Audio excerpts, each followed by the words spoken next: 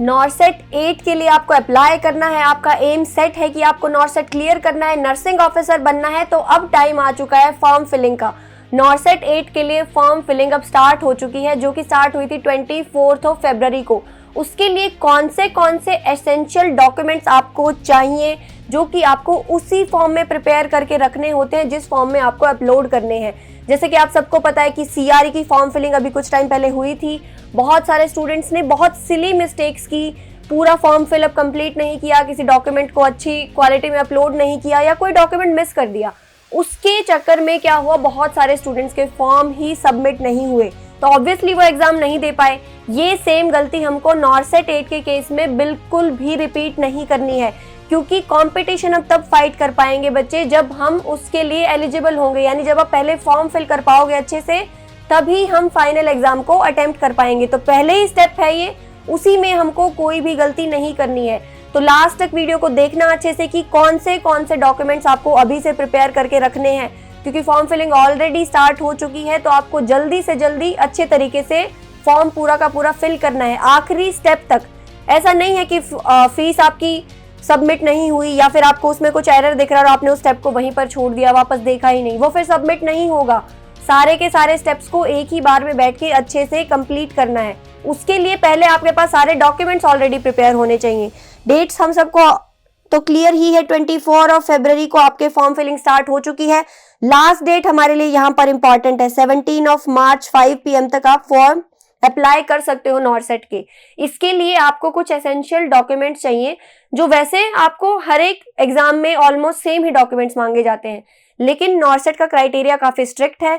अगर उसी फॉर्मेट में जैसे रिक्वायर्ड है वैसे आप अपलोड नहीं करोगे तो ऑब्वियसली फॉर्म रिजेक्ट हो जाएगा, सबमिट ही नहीं होगा। तो चलो अब एक एक करके डिस्कस करते हैं हमें कौन से एसेंशियल डॉक्यूमेंट चाहिए नॉर्सेट 8 का फॉर्म अप्लाई करने के लिए। सबसे पहले आपके आइडेंटिफिकेशन का जो क्राइटेरिया होता है उसके अंदर आपको चाहिए होती है आपकी पासपोर्ट साइज फोटो। अब ये जो फोटो है बच्चे, ये आपको क्लिक करानी है, इसका बैकग्राउंड व्हाइट होना चाहिए और इसको आपको स्कैन्ड फॉर्मेट में रेडी रखना है।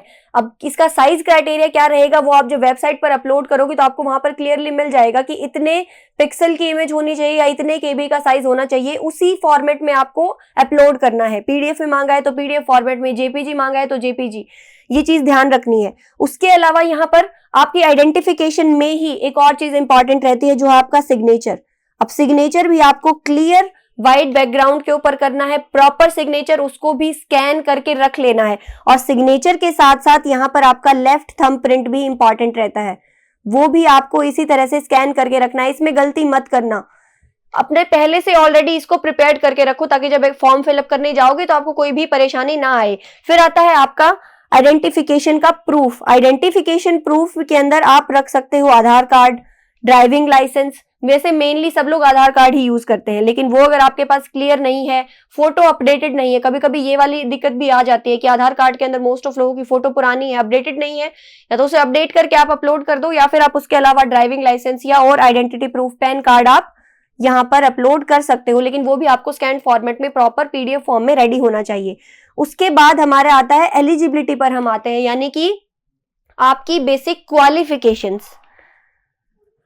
अब क्वालिफिकेशन में सिर्फ आपकी नर्सिंग की क्वालिफिकेशन नहीं आती है, इसमें आपको आपकी सारी मार्कशीट्स रेडी होनी चाहिए। मार्कशीट्स यानी कि आपके 10th 12th की मार्कशीट, और उसके बाद आता है हमारा डिग्री, और कुछ स्टूडेंट्स ऐसे हैं जिन्होंने डिप्लोमा कंप्लीट किया होगा जीएनएम का, तो आपके पास 4 साल की मार्कशीट अपनी डिग्री के केस में 4 ईयर आपके पास जो मार्कशीट्स हैं वो रेडी होनी चाहिए। ठीक है, डिप्लोमा के केस में भी आपके पास मार्कशीट्स प्रॉपर रेडी होने चाहिए।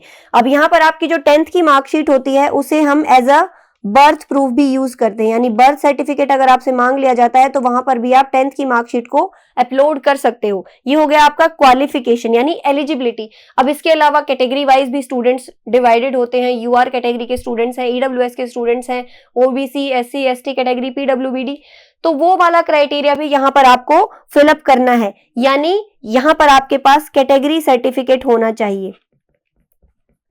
कैटेगरी सर्टिफिकेट यूआर के अलावा सारी कैटेगरीज को यहाँ पर अपलोड करना पड़ता है। जैसे कि अगर आप ईडब्ल्यूएस कैटेगरी में आते हैं, उसके अलावा ओबीसी का सर्टिफिकेट है, एससी और एसटी कैटेगरी है, तो ये सारे सर्टिफिकेट्स आपको अपलोड करने हैं। अब यहाँ पर ये ध्यान रखना फाइनेंशियल ईयर का, किस फाइनेंशियल ईयर का सर्टिफिकेट आपके पास है वो इंपॉर्टेंट है। फाइनेंशियल ईयर बच्चे अप्रैल टू अप्रैल, 1 अप्रैल से 1 अप्रैल तक चलता है, तो अभी 17 मार्च हमारी लास्ट डेट है, तो इस फाइनेंशियल ईयर का ही आपको अपलोड करना है। 24 से 25 वाला जो सर्टिफिकेट होगा वो ही यहाँ पर वैलिड होगा, उससे पहले का अपलोड करोगे तो वो रिजेक्ट हो जाएगा, वो आपको यूआर के अंदर ही फिर कंसिडर किया जाएगा। उसके अलावा यहाँ पर बहुत इंपॉर्टेंट जो रहता है वो है हमारा रजिस्ट्रेशन सर्टिफिकेट, यानी आपकी स्टेट नर्सिंग काउंसिल ने आपको एक सर्टिफिकेट दिया होता है, आरएन नंबर हम जिसे बोलते हैं, तो यहाँ पर आपका आरएन नंबर एंड सर्टिफिकेट दोनों चीजें ही क्या हैं, बहुत इंपॉर्टेंट है।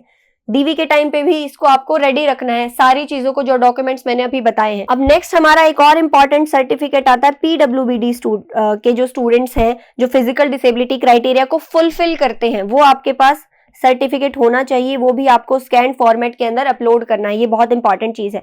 उसके अलावा लास्ट और बहुत इंपॉर्टेंट चीज हमारी है एक्सपीरियंस सर्टिफिकेट।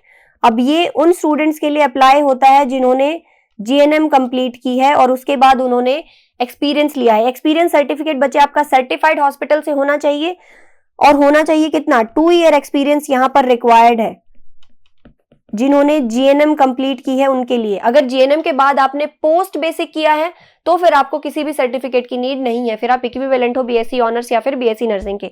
सो 2 ईयर एक्सपीरियंस यहाँ पर आपको देना है, और वो कितने बेडेड हॉस्पिटल का होना चाहिए, 50 बेडेड हॉस्पिटल का आपके पास एक्सपीरियंस होना चाहिए। ये आपको क्लियर स्कैन फॉर्मेट में अपलोड करना है। जिस टाइम पर ये फॉर्म डेट स्टार्ट हुई है उससे पहले आपका एक्सपीरियंस जो है वो 2 ईयर का कंप्लीट हो जाना चाहिए। 24 फरवरी हमारा स्टार्ट हुआ है, उससे पहले आपका कंप्लीट हो चुका होना चाहिए एक्सपीरियंस, वही यहाँ पर वैलिड माना जाएगा।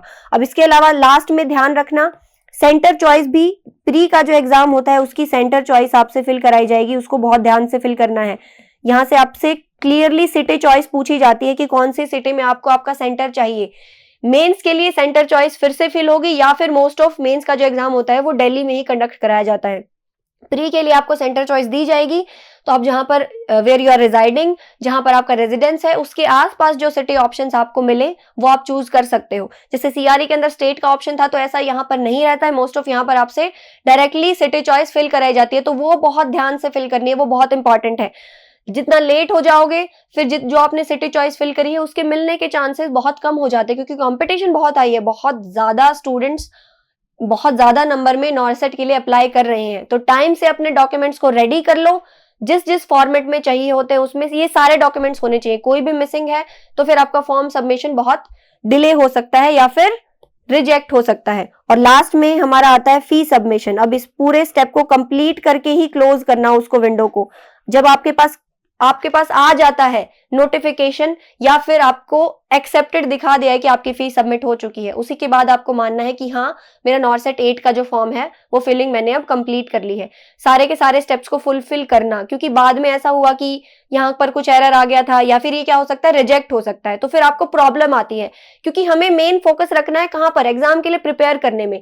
अब इसमें भी हम ये टेंशन लेके चलेंगे मेरा फॉर्म कहीं रिजेक्ट ना हो जाए, फिल सही से नहीं हुआ होगा, तो वो टेंशन हमें अवॉइड करनी है। इससे अच्छा है पहले अपने सारे डॉक्यूमेंट्स रेडी करो, अच्छे से फॉर्म को फिल कर दो और फिर एग्जाम की प्रिपरेशन स्टार्ट कर दो। ओके, सो जितने एसेंशियल डॉक्यूमेंट्स चाहिए मैंने आपको बता दिए हैं, स्कैन्ड फॉर्मेट में, जिस रिक्वायर्ड फॉर्मेट में है, इनको रेडी रखना और एग्जाम के लिए आपको ऑल द बेस्ट। और इसी तरह की फर्दर अपडेट्स के लिए हमारे चैनल को सब्सक्राइब कर लेना।